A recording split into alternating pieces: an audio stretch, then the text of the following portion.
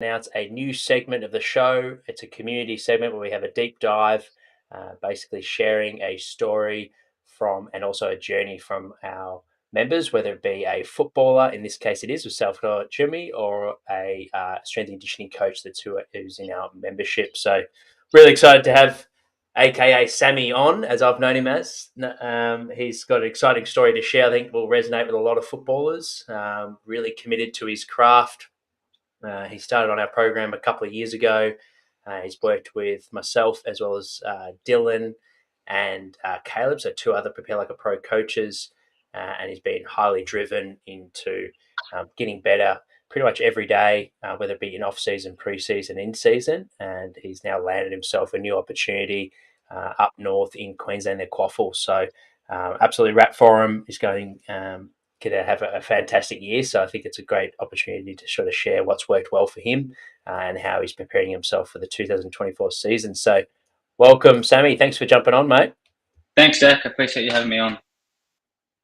For those that aren't aware of your background, do you mind sort of taking us through, I guess, when you started playing footy, where you played your junior footy, and I guess why you love the game? Yeah, so I started back since I was a little kid, I've always been playing footy, whether it's in the backyard or just at a local footy ground with my dad and my brothers. So obviously I've loved playing footy all my life. So I started playing at the club at under 10 back down at Central Lake Sharks. I played my first year down there and I had a decent year. I was playing for fun, obviously. And then the next year I played soccer, which is pretty interesting. So I played a year at soccer and then I went back to footy under 12 and just played since under 12. So yeah. Fantastic. And you've recently relocated to Queensland. Take us through, I guess, your decision around moving from Melbourne to Queensland and how it all came about. Yeah, so it was a pretty tough decision. Obviously, like I had to weigh up the pros and cons of both, like playing Victoria, which is my hometown, or coming up here and playing the Coffle, which is obviously a state league footy, so higher league, more exposure up here and everything. So it all happened pre-Christmas, so it all just came so fast. David Armitage, the coach of Palm Beach, gave me a call and said, "Oh, if you come up, there's opportunity." So I decided to come up and just train, like see how it went. So I did a month of training up here, pretty good training. I was happy with it. Trained well, and obviously they were happy with it. And then over the break, they gave me a couple of calls and stuff about a contract. So I was on my holiday and I got back, and then I spoke to Clay Smith at Point Cook, and we had a good chat about it. And obviously, he said he'll support my decision, whatever I choose.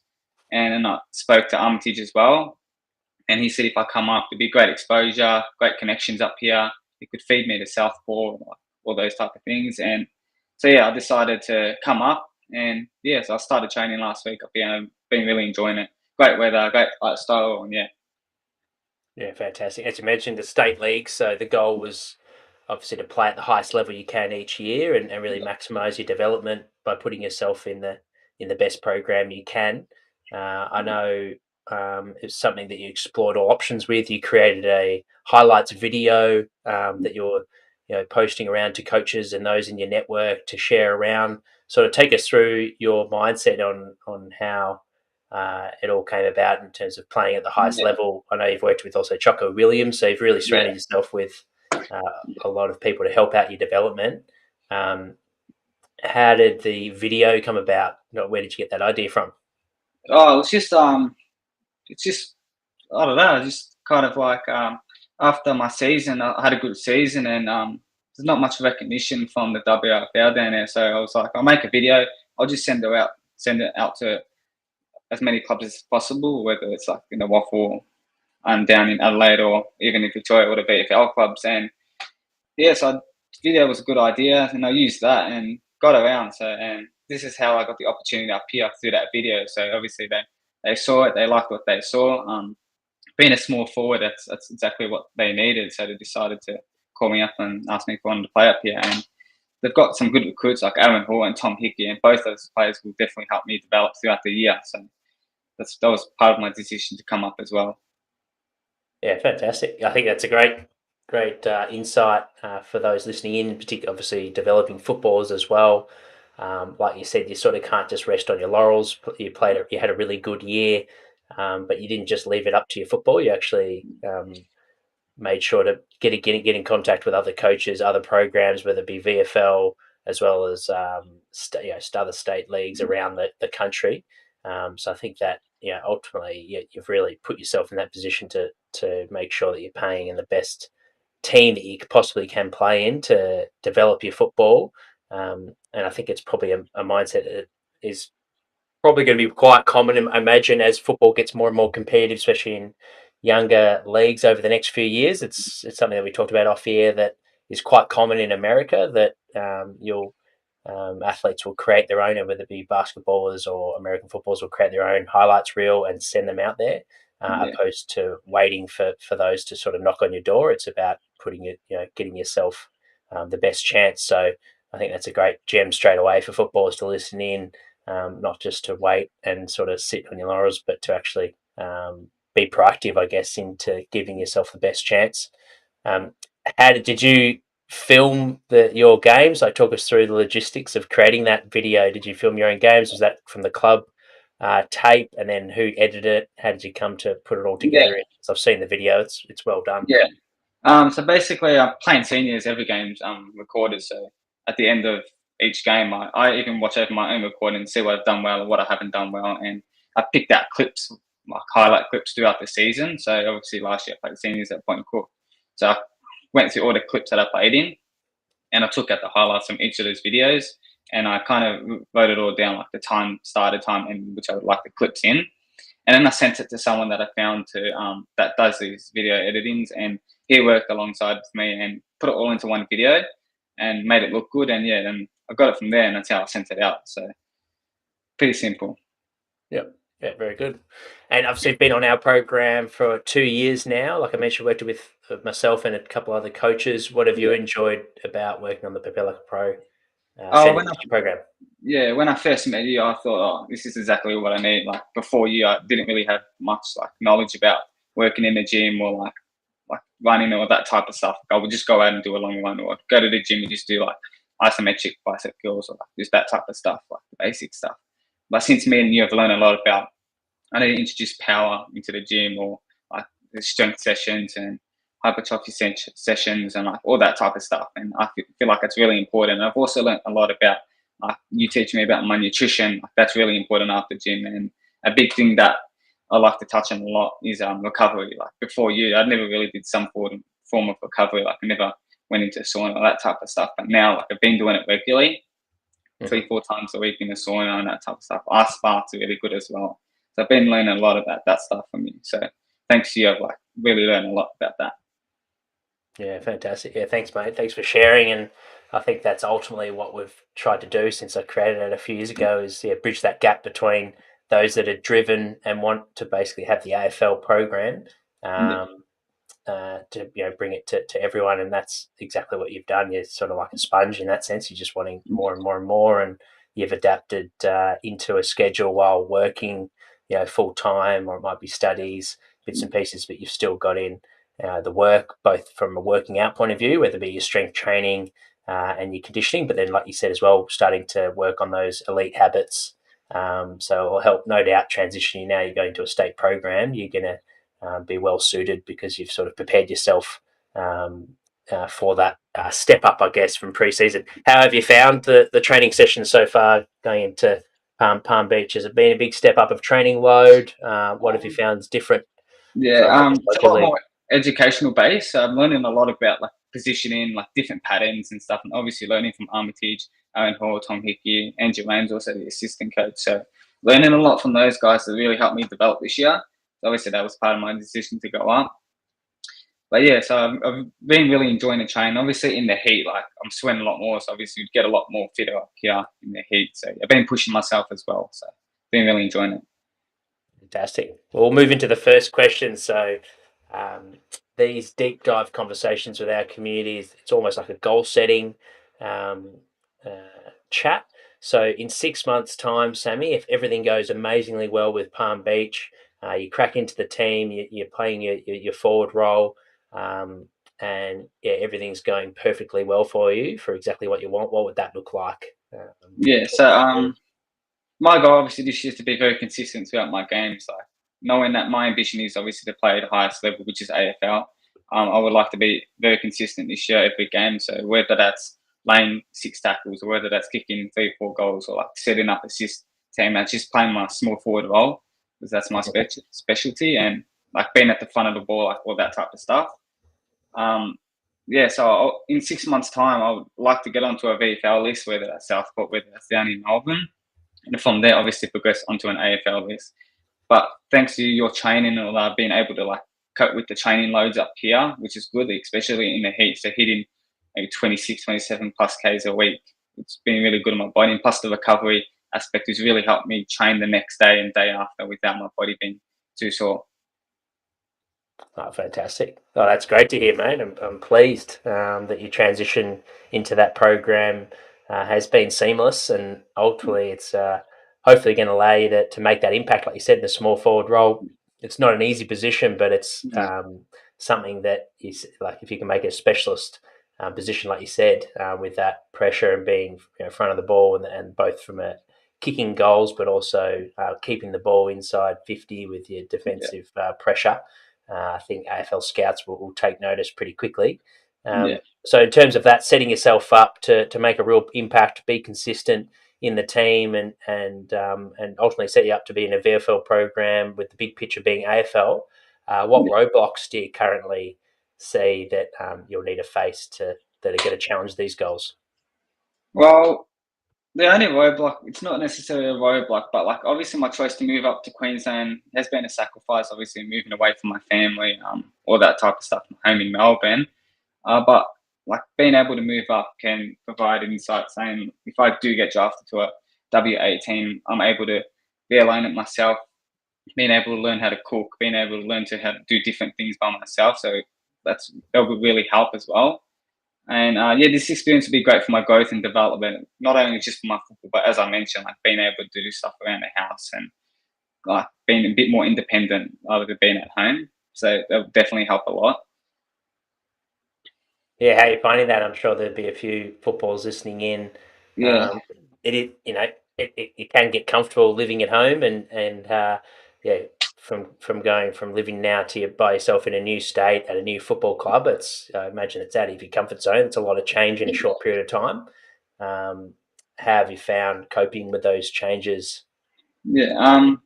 It's been not too bad so far. Like I've been coming up holidays here for years, so the change hasn't been too drastic. It helps that I've got a house here and a car and all that, so I'm able to get around. I've got a place to stay. I found a gym to go to that has the saunas and steam rooms and all that type of stuff. So it hasn't been too difficult. And there's a local football ground around the corner, so I can walk there every afternoon if I want to have shots at goal or do some extra training by myself. I'm able to do that. So yeah, it's been pretty good so far, and I'm learning how to cook and do the washing and all that type of stuff. So yeah, it's been good. Talk us through a typical week, mate. Like from Monday through to Sunday. What's your current schedule? How does it look? Yeah, so Monday obviously I have training at night here, so I get a fair bit of running done in the afternoon here with the club. So that and football will be into one, and in the morning I like to go to the gym. I'll do whatever session that's been programmed for me, so I'll get that done in the morning. I like to do it early. I don't like training so much in the afternoon. I like to get it done early in the morning. So I get that done, and in the afternoon I might, if I've got uni work, I'll end up doing some of that or like some work from online. And yeah, I've got training in the afternoon. It's Monday. Tuesdays, a day off from football training. So I'll do some of my extra craft, whether that's ground balls, shots at goal, like that type of stuff, just a bit of work. I'll go to the gym in the morning, so the same thing. Gym in the morning, I'll do some recovery after that. And then typically in the afternoon, I'll get some like craft work in, I just mentioned. Wednesday, obviously, gym again in the morning, so I'll get that done. Whatever's on the program for my gym, I follow that. Mhm. I obviously have training in the afternoon again at Palm Beach, so I'll get that done. And then Thursday is typically my rest day, but I like to get some active recovery, whether that's in swimming, whether that's on the bike, or just even in the sauna again. So I'll get that done on the Thursday. And Friday I'll do some extra running, just some top up running to get the K's in my legs, and bit of extra craft and stuff as well. And I'll also go to the gym.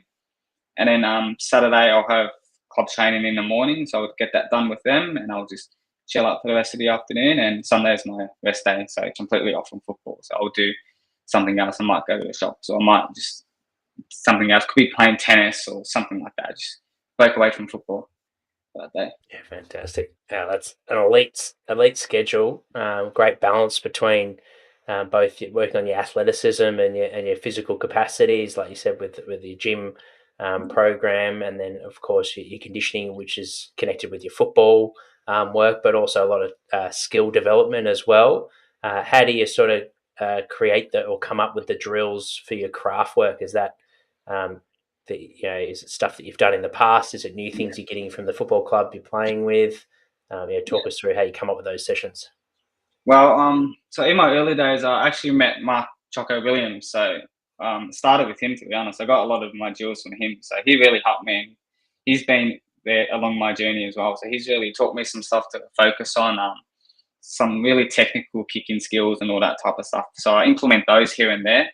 And I've been following him. He's really helped me as well. And he's become one of my mentors. And to get to where I am, like he's been like significant for that. And I've also met Dale Tappin when Mark Williams got his full-time job at Melbourne. I met Dale Tappin, and he's also been really good for me as well. Like again, he's one of my mentors, and he's played a crucial role as well as me coming up to Queensland. So he's been educating me different forward patterns and stuff, which I go through myself, and I have a look, like whether it's looking at some highlights and stuff from the AFL games, and just having look at how different forwards run and like that type of stuff, and where they move, where they come.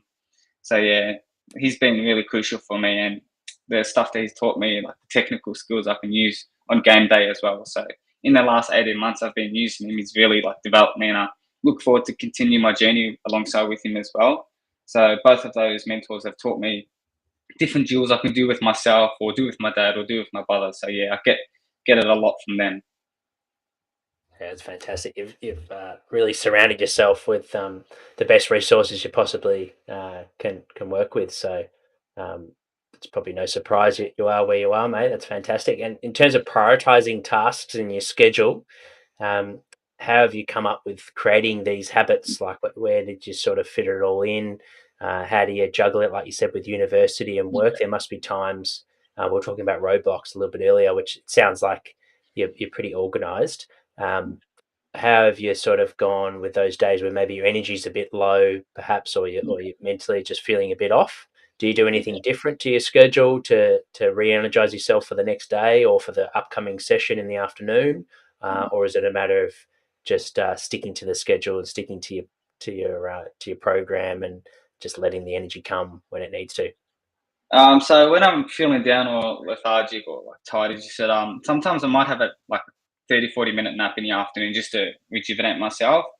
Otherwise, like usually if it's a gym session or something, I push through it and just give it my all, and then I realize at night I can rest and get through it. So pretty much go through that. And as you taught me, nutrition plays a big role. Like the more I fuel myself properly and appropriately, like I feel much better to train and that type of stuff. So like your nutrition has really helped. And on the days I do feel a bit down and I don't have football training, I might go to the sauna, just sit in there, relax in there, go in the spa, walk up and down the pool, or do a little bit of swimming, just like that type of stuff. And I felt like that's really helped, especially up here. I can go to the beach, it's not spa, so that stuff will Mm. definitely help.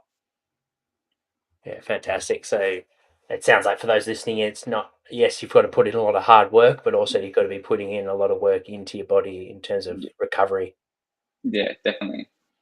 nutrition, sleep, and recovery strategies as well. So they're the big three, which is awesome, mate. That's fantastic. Great for the listeners to hear some practical tips on what they can do, and ultimately with those recovery strategies, you don't need anything fancy. It's just eating Mm, real food, like you said. yeah, Anyone you can nap anywhere, and then getting into some water recovery or some hot colds. So yeah, no doubt all listeners that will have access to those recovery strategies. So it's fantastic. What about specific skills or resources? You've mentioned some mentors that have helped you yeah, along the way.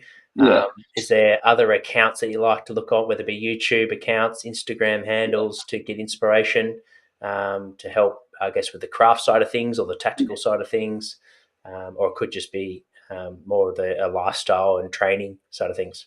Yeah, a big thing I found is before a lot of my games, I actually go on YouTube and watch Sirioli highlights. So I like to base my game around him, knowing a similar type of plays. I like to, as a small forward, he was a small forward. I really like watch his highlights, and even up today, I never get bored of them. I still keep watching them, seeing how he moves, seeing how he takes on tackles, makes tackles, chases, like that type of stuff. Like I really like to implement those in my game. And our current era now, watching Cosy Pickett, he really goes about it well. Just the way he moves and tackles, chases, jumps, I really aspire the things he does. So even going to the live games and watching the work ethic like up and down the ground, it's like really inspiring. So I try to like implement that stuff into my game as well. And even the little 1%ers like knock-ons and stuff, like they really like help teams as well. Like if you can't get a possession, that tap can free up space or anything like that. So I've really felt like watching those two, I really implement those stuff. It can really take my game to another level, especially this year. Yeah, fantastic. And how did you go about starting that routine? So that's something that you do prepared for a Yeah, game, watching, the elite yeah, players that play specific in your position. Where did you get yeah. that idea from? Oh, it was back when I was a junior, so like under 13s, under 14s, I would watch those highlights, and then in the grand final and under, I think it was 15, I kicked 5 goals, and so since then I've just been watching his highlights and like trying to implement that in my game and different scenarios and stuff. So yeah, that helped, and now it's just become a routine, like watching his highlights, whether it's the night before, day of.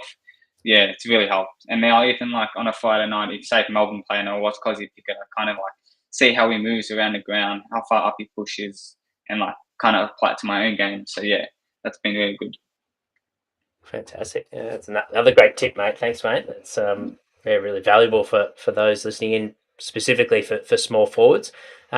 Speaking on the position of small forwards, for those that are wanting to specialise in that position as well, looking back over the last 5 years, what have you learnt the most in terms of what's really important for a small forward, and maybe what maybe 5 years ago you thought was really important, both physically but also tactically, technically, Yeah, perhaps, but it isn't as important as you thought as it might be.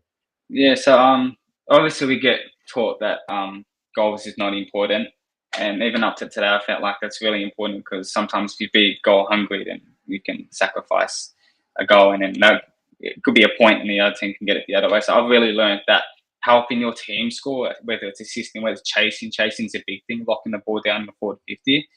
Anything that can contribute to a goal, I've really found that is really important. I've been taught that, especially by Dale. He keeps telling me like every time that it's not all about goals, not all about goals. The chases, the tackles, like those things really stand out. So obviously, since being with him, I'm trying to hone in onto those things. Like if there is a chase to be made, just chase it. Even if I don't think I'm going to get there, just chase it because it applies the pressure to these people. And being a fast player, majority of the time I can like get them. Also locking the ball in is the main thing. Being the leadership in the forward line also a big thing as well. Like directing, like instead of two people going for the same ball, direct him, and then if the ball's kicked down the line, and chase will go after that. So I've been learning a lot about that stuff, and positioning myself when coming. That's also been really important. Like it's been at the front of the pack majority of the time because the ball's always going to hit the front unless it's a wet day. It might go over the back, but so majority of my clumps is at the front, and timing's also a big thing. Like getting to the front of the ball on time, not like overrunning it or not like getting there too late. So they also really taught me a lot about that forward stuff. Awesome. Yeah, it's a real specialty, as you've Yeah, mentioned there. So it's a great insight into, the key, I guess, fundamentals or pillars of a craft and tactical side that you can prepare.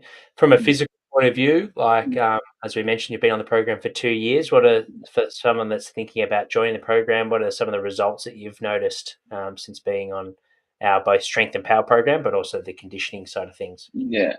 Obviously, being I had a smaller frame when I first met you, so obviously since you've helped me build up my body, whether it's my body armor, which is exactly what I wanted. So that's helped and improved dramatically. So a lot more body armor, so I'm able to absorb a hit or even give a hit. So that's really been great. Conditioning point of view, you really helped me get my 2K down. So that's really coming down as well now, and I've been working on it a lot for these preseason. So that's getting down. If I want to play in the midfield or wing, I have the aerobic capacity to do so. Since being I haven't really played big in my juniors of being a small forward, pretty much all of it. So being able to do the conditioning well, it's really helping my game as well from an aerobic point of view. Yeah, something you would notice straight away when I started training it was your speed and acceleration Yeah, and your explosiveness. Hence why you're a specialty in the small forward position. For yeah, those that want to improve their first three steps and their agility, what have you found has been some effective, whether it be running drills or things you can do in the gym or stretching exercises? Talk us through how to improve your. yeah. What have you found effective to improve your power in your first three steps? Yeah, so obviously I learned it from you, Dylan, and Caleb as well. And we've been doing outside sessions. I've been feeling the A skips and the B skips and those type of running techniques have really helped. Or the power of the 1, 2, 3 steps, they've really helped as well. Like being a naturally fast and agile and great acceleration type of player, I've just been sharpening that. So if I can really like make that a weapon in my game, it can be really damaging as well. So yeah, I've learned a lot of those type of tips, and I like to do that either if it's before training, whether it's in the gym or like a quick 1, 2, 3 steps in the gym. With it could be like with a band or something. It's really helped a lot. Yeah. So, very good. Well, if anyone's got some follow up questions, perhaps a footballer that's keen to pick your brain a little bit more, as a small forward, or a footballer that wants to transition into the small forward position, or perhaps they want to do something like yourself, get out of the comfort zone and change states and play in a state league football outside of their hometown. Where's the best place to get in contact, mate? Um, Armitage has been really good for me. He's really helped me with this decision as well. Like he's ensured me that obviously the club supported me, and so yeah, he's been a great contact from me, and as well as the recruiter and all the other coaches around. But Armitage has been the main point of contact, and the other one that I'd really like to mention for contact is Aaron Hall. He's been really great with me as well since moving up. He's taught me some things that I could implement in my game as well. Like him being playing at North Melbourne and Gold Coast Suns was really good off half back. So he's teaching me like some running patterns and stuff that really can be damaging as well. So I've learnt a lot of him as well. And he's been a good contact of mine since coming up here.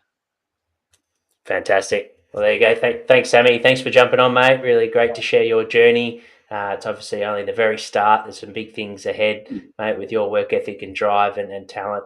Really excited to see what 2024 is going to got in store for you. But yeah, thank you for coming on, sharing your story and some tips as well for developing footballers. So really appreciate it. And yeah, looking forward to seeing what 2024 brings.